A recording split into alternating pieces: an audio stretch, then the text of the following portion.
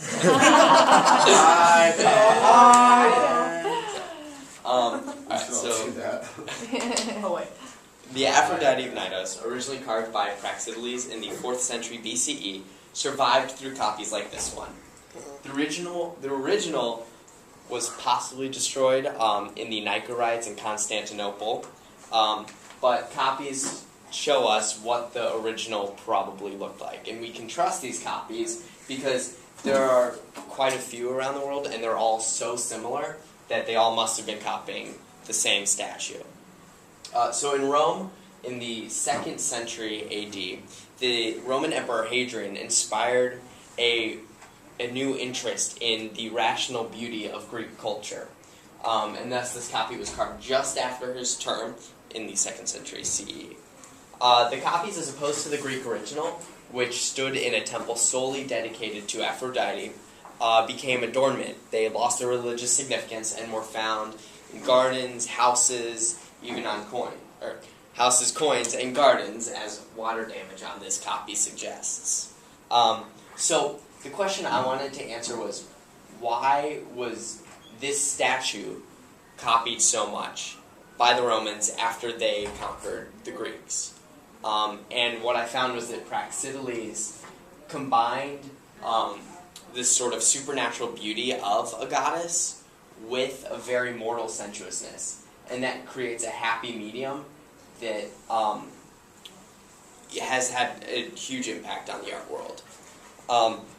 So what we see here is, it's a little hard to tell because a head, arms, water jar, and robe are all missing. But this is Aphrodite preparing to take a bath, which is a very everyday act. And no, it's you made it. Sorry.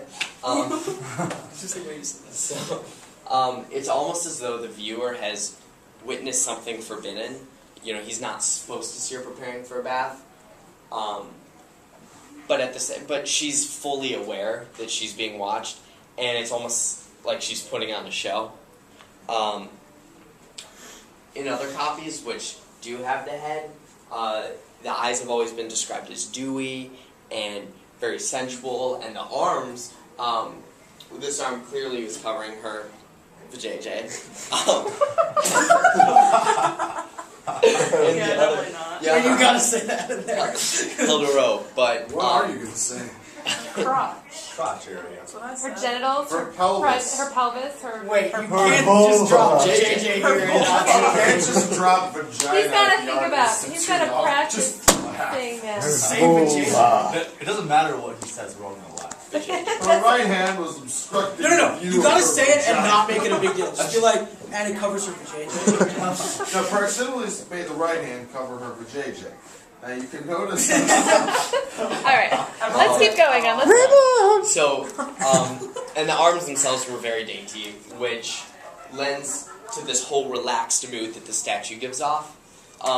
Also, a popular technique in this time is something called contrapposto, which is a weight shift. So as you can see, her weight is shifted to her right leg, and there's a very nice balance between the line of her hips and the line of her shoulders, which creates a nice S curve, which runs down her body, and it's very sensual.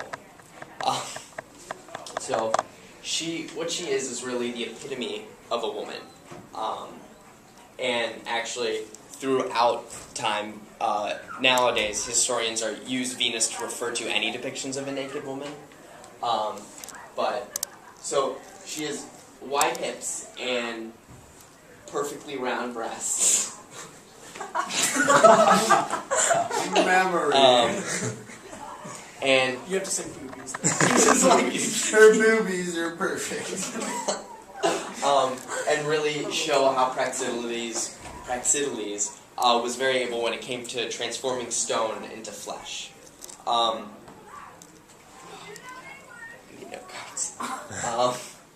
So, even though the viewer has caught her, she stands with dignity even though she's been caught naked.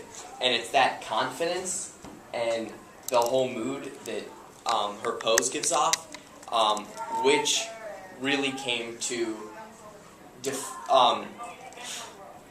be Praxiteles' new definition of beauty, which encompassed much more than the physical. However, he was not the only one to try to expand the definition of beauty. As we read earlier in the year, Catullus, in his poem, throughout his works actually, established two values to be more important than anything, and those are charm and wit. And Lesbia, sort of everything Catullus desires, embodies these two qualities. He really drives the point home in poem 86 when he compares her to Quintia, who may be tall and slender, mihi candida longa recta est,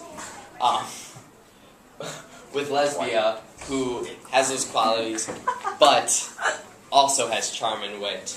Nulla venustas, nulla salis.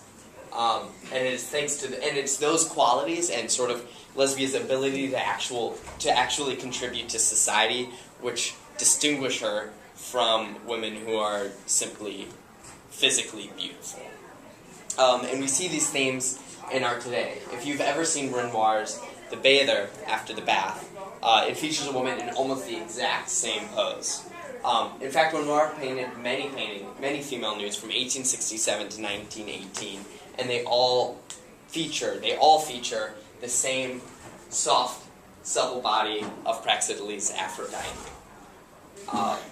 And just like many other Impressionist works, Renoir sought to capture the beauty from fleeting moments of reality.